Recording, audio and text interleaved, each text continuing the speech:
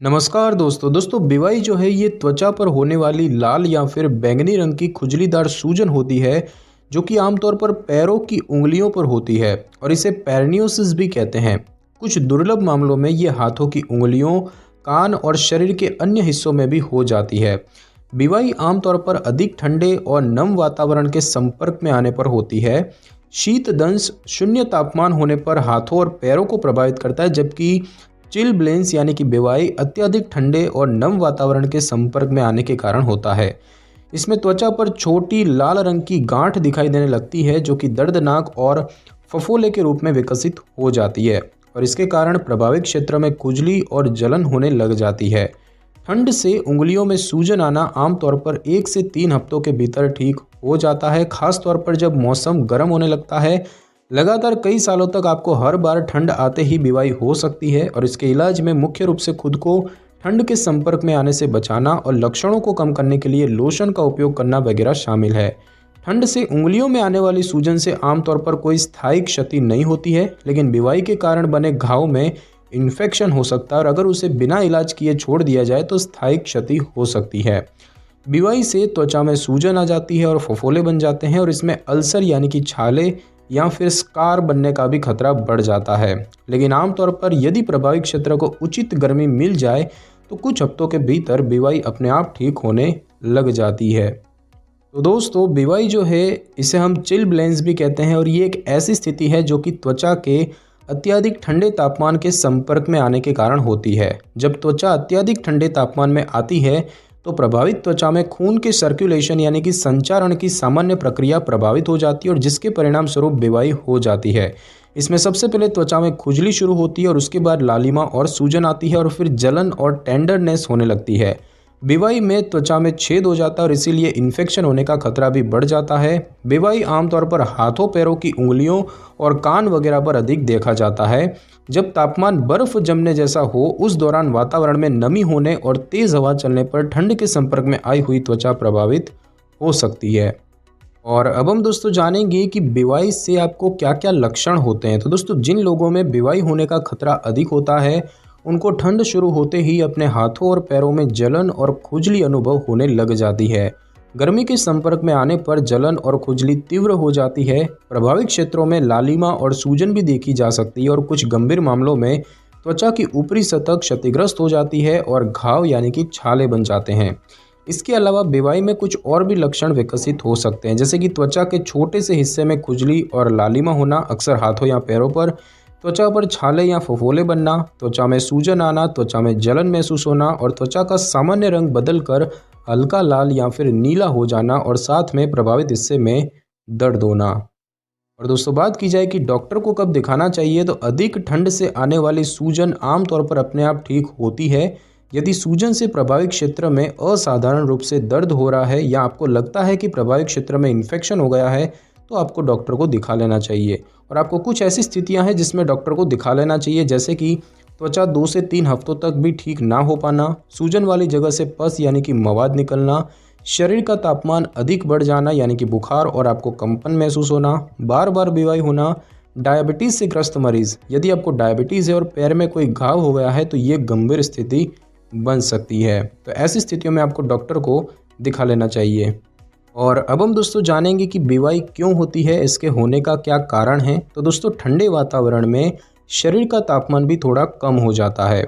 शरीर जो है ये प्राकृतिक रूप से त्वचा में खून भेजने की मात्रा में थोड़ी कमी कर देता है ताकि वो दिमाग, दिल और गुर्दों के लिए गर्म खून को बचाकर रख सके। बीवाई तब विकसित होती है जब ठंड की वजह से त्वचा के नीचे की छोटी छोटी रक्तवाहिकाएं संकुचित हो जाती है। रक्तवाहिकाएं संकुचित हो जाने के कारण ठंड से प्रभावित क्षेत्र में पर्याप्त खून नहीं जा पाता है और प्रभावित त्वचा टिश्यूज़ में अन्य द्रवों का रिसाव भी होने लग जाता है। त्वचा का ठंड के प्रति असामान्य प्रतिक्रिया देने के कारण प्रभावित क्षेत्र के टिश्यूज़ में द्रवों का रिसाव होने लगता है और ये स्थिति हर व्यक्ति को नहीं होती है क्योंकि ये शरीर की ब्लड सर्कुलेशन क्षमता पर निर्भर करता है। इसके अलावा नम और हवा युक्त स्थितियां, आहार संबंधी कारक और हार्मोन असंतुलन भी बीवाई होने में मदद करने वाले कारक बन सकते हैं और ऐसा माना जाता है कि अत्यधिक ठंडे वातावरण से अचानक गर्म वातावरण होना भी बीवाई का एक कारण बन सकता है। यदि त्वचा बहुत अधिक ठंडी है और फिर अचानक से अत्यधिक गर्मी के संपर्क में आती है, जैसे कि आग या फिर अत्यधिक गर्म पानी के संपर्क में आना, तो इसके परिणाम स्वरूप भी बेवाई हो सकती है। और अब हम दोस्तों जानेंगे कि बेवाई होने का खतरा कब बढ़ता है। तो कुछ ऐसे कारक हैं जो कि बेवाई होने के जोखिम को बढ़ा सकते हैं, जैसे कि त्वचा को कपड़ों से ढककर ना रखना, अधिक ठंडे या नम मौसम में अधिक टाइट फिटिंग वाले कपड़े या जूते पहनना आपको बेवाई होने का खतरा बढ़ा देता है।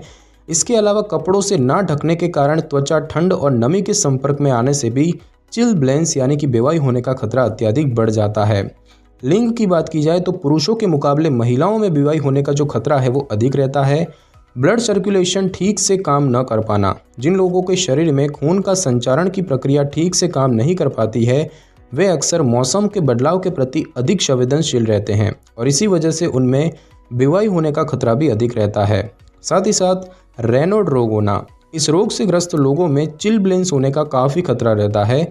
रेनॉल्ड रोग के परिणाम स्वरूप भी त्वचा में कई रंग बदल जाते हैं।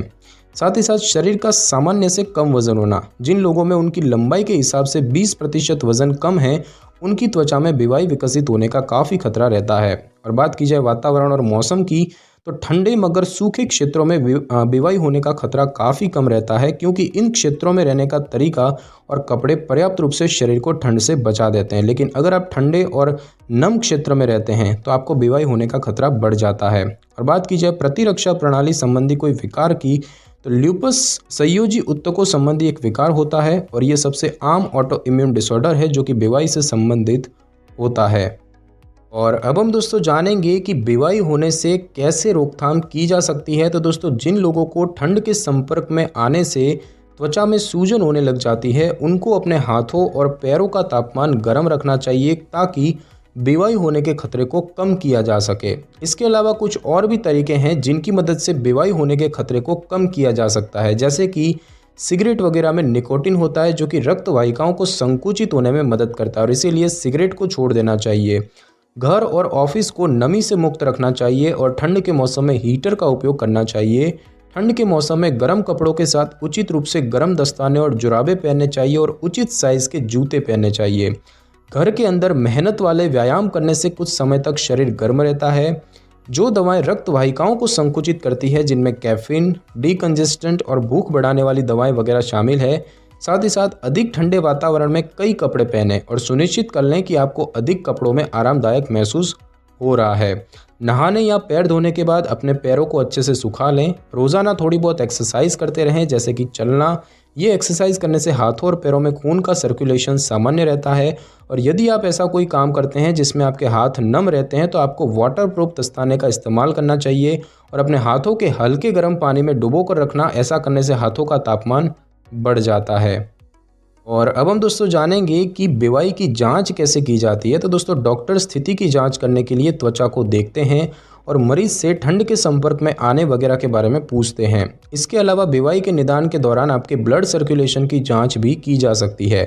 बेवाई का निदान आमतौर पर साधारण और सीधा होता है। इसमें किसी अतिरिक्त टेस्ट करवाने की आवश्यकता नहीं पड़ती है, लेकिन कभी कभार कुछ अन्य समस्याएं भी हो सकती हैं जिनका पता लगाना जरूरी होता है, जैसे कि लूपस और रेनॉल्ड डिजीज़।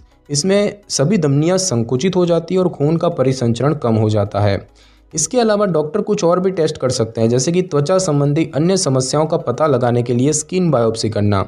बायोप्सी में प्रभावित त्वचा के टिश्यूज़ में से सैंपल लिया जाता है और उसकी जांच की जाती है। और अब हम दोस्तों जानेंगे कि बेवाई का जो इलाज है वो कैसे किया जाता है। तो बेवाई का इलाज करने के लिए कुछ विकल्प उपलब्ध हैं, जैसे कि बात की जाए कॉर्टिकोस्टेरॉइड क्रीम की, तो ये दवाएं खुजली और सूजन को कम करने में मदद करती है।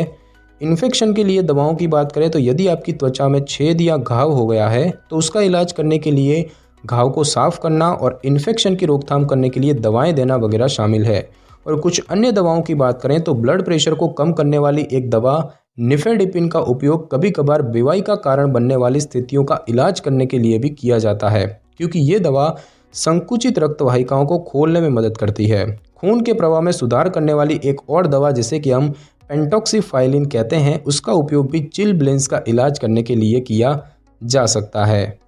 और दोस्तों, बात की जाए घरेलू उपचार और जीवन शैली में बदलावों की, तो चिलब्लेंस आमतौर पर ठंड के संपर्क में आने के 3 हफ्तों के बाद अपने आप ठीक हो जाता है और इस दौरान आप कुछ उपायों की मदद से इसके लक्षणों को कम कर सकते हैं, जैसे कि प्रभावित त्वचा को बिना मालिश किए या बिना रगड़े गर्म करना और एकदम से गर्म करने की कोशिश ना करना, प्रभावित त्वचा को एंटीसेप्टिक से साफ करना और इन्फेक्शन होने से बचाव करने के लिए उसे हल्की पट्टी से ढककर रखना, प्रभावित त्वचा को खुरचने या रगड़ लगने से बचाना, धूम्रपान ना करना क्योंकि धूम्रपान करने से रक्त वाहिकाएं संकुचित हो जाती हैं और घाव के ठीक होने की गति भी धीमी पड़ जाती है। जितना संभव हो सके ठंड के संपर्क में ना आना, प्रभावित त्वचा को सूखा और गर्म रखना और अधिक गर्मी से भी बचाना और खुजली को कम करने के लिए लोशन वगैरह लगाना। और दोस्तों बात की जाए कि बीवाई से आपको क्या क्या समस्याएं या जटिलताएं हो सकती हैं, तो दोस्तों ठंड से होने वाली सूजन आमतौर पर उन लोगों को होती है जो लगातार कुछ हफ्तों तक अत्यधिक ठंडे वातावरण में रहते हैं। बीवाई ठंडे वातावरण में आमतौर पर बार बार होती रहती है। चिल ब्लेंस के ज़्यादातर मामलों में सामान्य तकलीफ के अलावा कोई अन्य स्थायी क्षति नहीं होती है। हालांकि कुछ गंभीर मामलों में इससे त्वचा में गंभीर रूप से छाले पड़ सकते हैं। तो दोस्तों आज की इस वीडियो में बस इतना ही। अगर आपको मेरी ये वीडियो और जानकारी अच्छी लगी हो तो वीडियो को लाइक और शेयर कर दीजिए और कमेंट करना बिल्कुल भी ना भूलें। और अगर आप हमारे चैनल पर नए हैं तो चैनल को कर लें सब्सक्राइब और बेल आइकन के बटन को ज़रूर क्लिक कर लें ताकि मेरी नई वीडियो की नोटिफिकेशन सबसे पहले आपको मिल सके। Thanks for your time.